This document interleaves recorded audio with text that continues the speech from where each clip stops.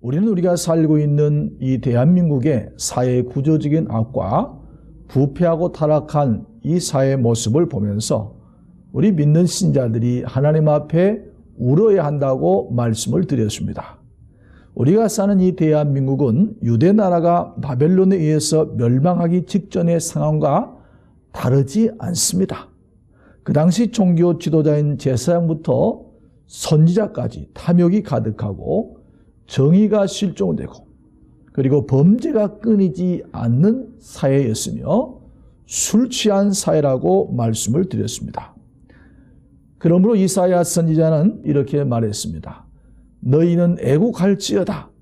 여호와의 날이 가까웠으니 전능자에게서 멸망이 임할 것이로다. 에레미야 선지자도 유대 백성들에게 하나님의 심판이 가까웠다고 회개하라고 외쳤습니다. 하지만 유대나라는 마지막까지 선지자들의 애침을 거부하고 BC 586년 바벨론 나라의 침공으로 멸망을 당했습니다. 그들은 하나님의 경고를 무시하고 회개하지 않았기 때문에 다시 말하면 애통하지 않다가 결국 하나님의 준엄한 심판을 초래한 것입니다. 유다나라 백성들이 이사야나 에레미야 선지자의 경고를 듣고 하나님께 회개하고 죄에 대해서 애통하였더라면 바벨론 나라에서 눈물을 흘리는 일은 없었을 것입니다. 결국 유다 백성은 하나님의 선택된 백성임에도 불구하고 하나님을 거부하고 불순종해서 바벨론에서 무려 70년 동안 종살이 한 것입니다. 두 번째로 우리가 생각하고자 하는 것은 예수님이 누가복음 23장 28절에서 하신 말씀입니다.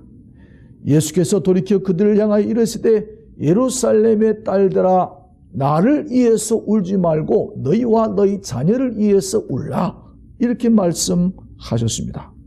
이 말씀은 예수님께서 마지막 이 십자가를 지고 갈보리 산상에 올라가다가 예수님이 거의 다 탈진이 되셔서 자신의 몸도 가누기 어려운 상황이었습니다.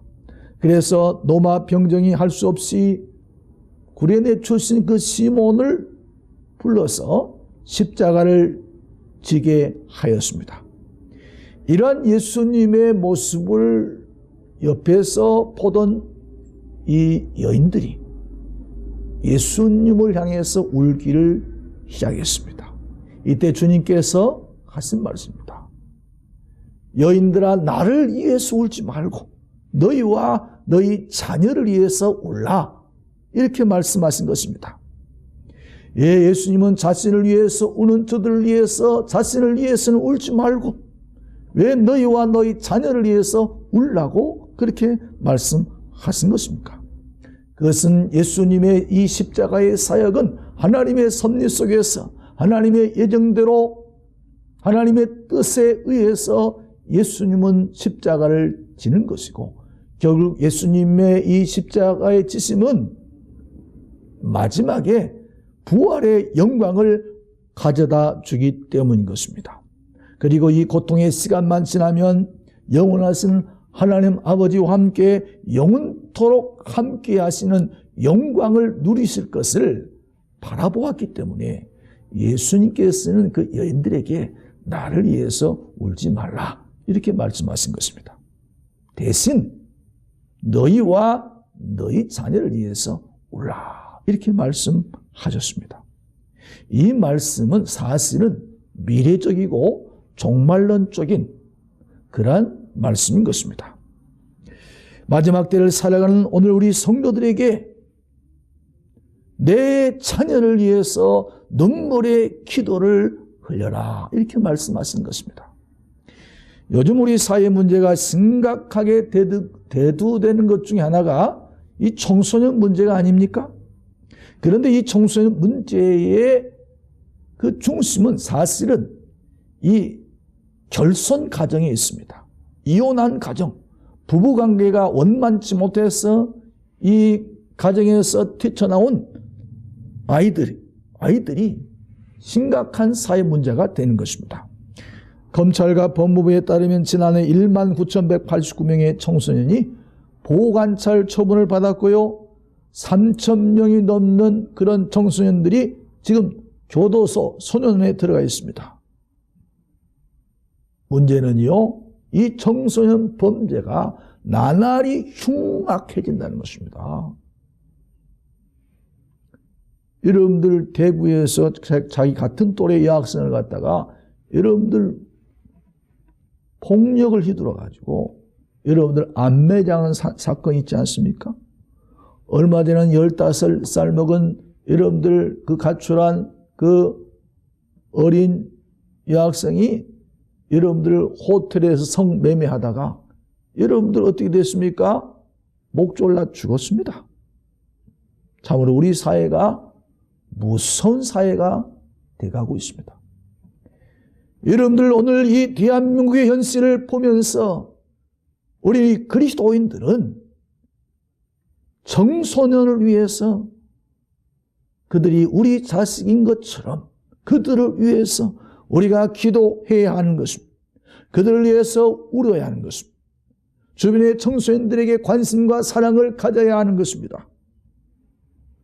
이런 청소년들이 많아지면 많아질수록 이 사회는 불안한 사회가 되어지는 것입니다.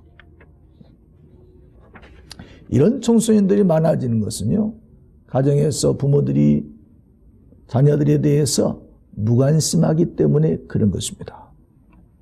아이들에게 값비싼 옷, 좋은 유명 브랜드의 그러한 신발을 사주는 것이 부모로서의 그 역할을 다 했다고 생각하면 안 되는 것입니다. 여러분들 자녀들을 위해서 가장 좋은 선물은, 부모가 줘야 될 가장 좋은 선물이 무엇입니까? 그것은 관심과 사랑인 것입니다. 그리고 우리 그리스도인 부모들은 그 아이들을 위해서 기도해 줘야 됩니다. 그 자녀들을 위해서 아침마다 그 자녀들을 품에 안고 그들의 영혼을 위해서, 그들의 영혼이 괴로워지지 않도록 그 아이들을 위해서 기도해 줘야 되는 것입니다. 축복 기도해 줘야 되는 것입니다. 그럴 때 그 아이들은요, 그 영혼이 맑고 순수해지고, 그리고 몸에서 엔돌핀도 나와서 학교 가도 기분은 좋게, 그래서 문제가 되지 않습니다. 그리고 그러한 자녀들은요, 공부도 잘하게 되는 것입니다. 이 교회사에 보면 유명한 어머니가 있습니다. 성 어거스틴의 어머니 모니카인 것입니다. 이 모니카는요, 그의 자녀 어거스틴을 위해서 눈물로 기도한 어머니로 그렇게 교회사에 나와 있습니다. 이 어거스틴이 중학교 때부터 나이가 30살 때까지 이 아주 탕자였습니다. 방탕했습니다. 창녀와 함께 동거 생활을 했습니다. 그래서 온갖 죄를 다 지었어요. 그의 여러분들 참여력에 보면 이런 글이 있습니다. 나는 죄악을 찾아서 밤거리를 헤매는 불량배였다. 다른 사람들만큼 나쁜 짓을 하지 못하면 나는 그들 앞에서 부끄러워하기까지 했다. 나 자신도 그 행위의 쾌락뿐 아니라 나중에 떠버리는 기쁨 때문에 똑같은 짓을 했습니다.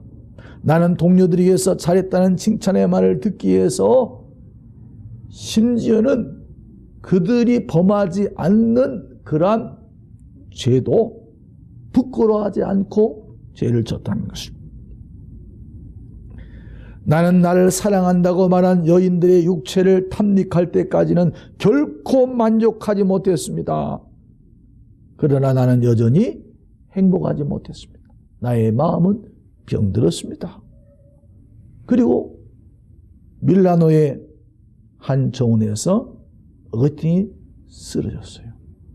그런데 그 순간 하늘에서 어거스틴에게 하나님의 음성이 들려왔습니다. 그 음성은 이런 거였습니다. 책을 펴서 읽어라. 책을 펴서 읽어라. 하는 소리에 성경책은 가지고 다녔나 봐요. 이 성경책을 딱 폈더니 로마서 13장 12절부터 14절 말씀이었습니다. 우리가 잘 아는 말씀이죠. 밤이 깊고 낮이 가까웠으니 그러므로 우리가 어둠의 일을 벗고 빛의 갑옷을 입자. 낮에와 같이 단정행하고 방탕하거나 술 취하지 말며 음란과 호색하지 말고 다투거나 시기하지 말고 오직 주 예수 그리스도로 옷을 입고 주 예수 그리스도로 옷을 입고 정욕을 위하여 육신의 일을 도모하지 말라. 여러분들 이 사건을 통해서 어거스틴은 당자에서 성자가 되어서 교회사의 위대한 그러한 신학자가 되었습니다. 이것은 바로 그의 어머니 모니카의 눈물의 기도였습니다. 그의 어머니의 눈물의 기도로 당자가 성자가 된 것입니다. 우리도 우리 자녀들 위해서 우리가 울어야 하겠습니다. 그리고 세 번째는 자신의 죄에 대해서 애통하는 자가 하나님의 위로를 받을 수 있다. 내가 죄인이라고 하는 사실을 알아야 하는 것입니다. 내가 지은 죄가 심각하다라고 하는 것을 아는 자만이 하나님 앞에 애통해야 할 수가 있고 하나님의 은혜를 체험할 수가 있습니다. 여러분, 그러면 우리가 무엇이 악이고 무엇이 죄인가를 알아야 하나님 앞에 애통하고 회개하지 않겠습니까? 성경 에레미야서 2장 19절 4장 14절에 보면 이런 말씀이 있습니다. 내 악이 너를 징계해야겠고 내 반역이 너를 책망할 것이라. 그런즉 내 하나님 여호와를 버림과 내 속에 나를 경외함이 없는 것이 악이다. 그것이 고통이다. 주 만군의 여호와의 말이니라. 예루살렘아 내 마음의 악을 씻어버리라. 그리하면 구원을 얻으리라.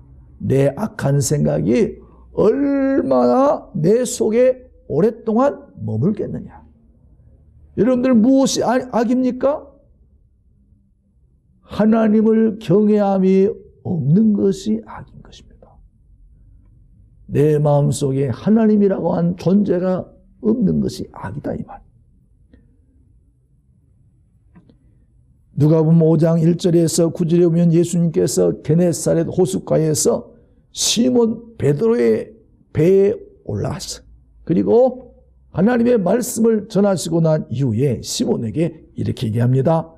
깊은 데로 가서 그물을 내려 고기를 잡아라. 그랬더니 시몬 베드로가 예수님, 우리가 지금까지 밤늦게 수고했지만요 고기 한 마리도 잡지 못했습니다. 하지만 예수님이 말씀하시니 제가 말씀에 의지하여 제가 그물을 내리겠습니다. 그리고 순종해서 그물을 내렸더니 이게 어떤 일입니까? 그물이 고기가 가득 채워지고 그물이 찢어지도록 고기가 많이 잡혔어요.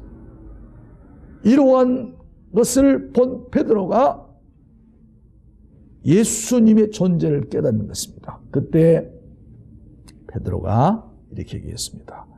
주여, 나를 떠나소서. 나는 죄인이로소이다. 여러분들, 예수님을 만나게 되어지면 제일 첫 번째 여러분들 이 베드로처럼 자기 자신이 죄인이라는 사실을 깨닫게 되는 것입니다. 하나님을 만난 사람의 첫 번째 경험은 뭐냐? 자기가 전에는 죄인인 줄 전혀 몰랐어. 이렇게 하는 것이 죄인가? 내가 지금까지 살아온 것이 무슨 죄인가? 이렇게 생각한 것입니다. 그러나 하나님의 말씀을 통해서 깨닫고 알게 되어지면 내가 지금까지 내 마음에 하나님을 경외하는 것이 없었구나. 하나님 말씀에 불순종했구나.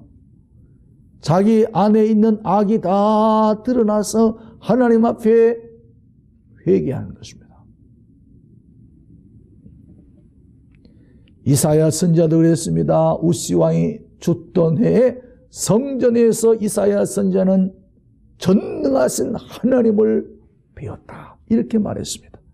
이사야 6장 5절에 보니까 그가 이렇게 고백했습니다. 그때 내가 말하되 화로다 나여 망하게 되었도다. 나는 입술이 부정한 사람이고 나는 입술이 부정한 백성 중에 거하면서 거룩하신 만군의 하나님을 배웠다. 이 부패한 인간이, 여러분들 이사야 선지자는 일반 사람들과는 다릅니다. 그런데도 이사야 선지자는 하나님을 만나고 난 이후에 자신의 그 더러운 모습을, 자신의 그 추악한 모습을 발견하고 여러분들 자신이 죄인이라는 것을 고백했습니다. 부패한 인간은 거룩하신 하나님을 인격적으로 만나면 자신의 죄를 발견하게 되는 것입니다. 자신의 악함과 초안과 거짓됨과 이선과 교만과 무지와 자신의 가식을 발견하고 하나님 앞에 통곡하면서 회개의 눈물을 흘리는 것입니다. 이것이 하나님을 만난 자의 공통점입니다. 누토도 그랬습니다. 칼빈도 그랬습니다. 웨슬레도 다 이러한 경험을 체험한 것입니다. 이렇게 하나님을 만난 사람은 한없이 자신의 죄에서 슬퍼하는 것입니다. 그리고 살아계신 하나님의 아들 예수 그리스도가 나 같은 죄인을 위해서 십자가에서 피 흘려 돌아가시고 그 고통을 다 감수하신 하나님의 은혜를 자신이 절절히 체험하는 사지의 눈물, 회개의 눈물을 흘리는 것입니다. 그래서 하나님께서 우리에게 주시는 사죄와 용서의 눈물을 흘리고 그 순간 그 사람은 죄에서 해방되고 죄에서 자유함을 얻는 것입니다. 스펄전 목사님은요 이런 말을 했습니다. 마른 눈으로는 천국에 들어가기가 어렵다. 그러니까 눈물이 없이는, 다시 말하면 하나님께 회개한 눈물의 경험이 없는 사람은 천국에 못 들어간다는 것입니다. 칼빈도 장로교의 개혁신학자인 존 칼빈도 자기가 하나님을 만난 이 회심의 순간을 책에다가 기록했는데요. 이렇게 칼빈이가 그 순간을 얘기했습니다. 나는 보았습니다. 이 빛이, 마치 빛이 내 이에 막 쏟아져 비치는 것 같이 나는 내가 지금까지 얼마나 과오의 돼지 우리에서 내가 뒹굴고 있었는가를 나는 발견했습니다. 내가 얼마나 부정하고 더러운 인간인가? 이것을 밝히 보았습니다. 영원한 멸망에 대한 더 무서운 위험, 하나님의 심판, 이런 것 때문에 나는 한 시간도 더 참을 수가 없었습니다. 그리하여서 즉시로 나는 당신의 지시대로 그 길을 따라 걷게 되었습니다. 그 순간 나는 많은 통곡과 눈물로 나 자신을 저주하면서 타락한 본성으로부터 나는 완전히 떠났습니다. 이렇게 고백했습니다. 여러분들 모든 위대한 신앙의 인물들은요, 아니 주님을 만난 사람들, 주님을 체험한 사람, 거듭난 사람들, 중생한 체험이 있는 사람들이요, 이러한 체험을 다 가지고 있습니다. 그래서 하나님 앞에 자기 자신의 죄에 대해서 애통해하고 슬퍼하고 마음 아파하고 눈물 흘렸던 이런 경험이 있다 이 말입니다. 여러분들 오늘 우리는 우리 자신의 죄뿐만 아니라 이 사회의 죄악까지 내 일처럼 우리가 애통해하면서 참으로 부패하고 타락한 이 사회와 국가를 위해서 하나님의 진노하심에서 이 나라가 벗어나도록 우리 믿는 성도들이 하나님 앞에 울어야 하는 것입니다.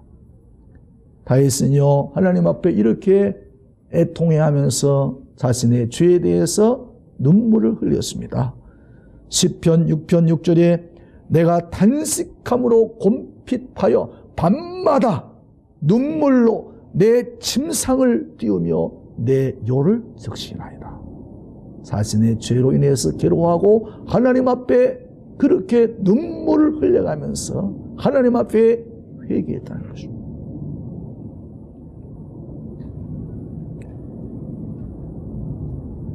이렇게 부패한 사회와 국가 그리고 우리의 자녀들과 나의 죄를 애통해하고 우리가 하나님 앞에 회개하고 기도할 때 하나님께서 이 민족을 새롭게 하시고 이 사회를 새롭게 하시고 하나님께서 우리를 위로해 주실 것입니다.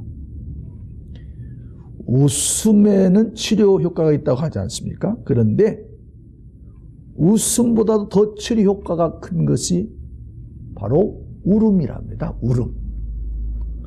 서울대학교 의대 교수인 이병욱 박사가 쓴 책에 울어야 삽니다 라고 하는 책이 있습니다. 울어야 삽니다. 제가 그 책에 보니까요, 대개 암에 걸리는 사람들은요, 감정이 메말라 있어가지고 암에 걸린다는 것입니다.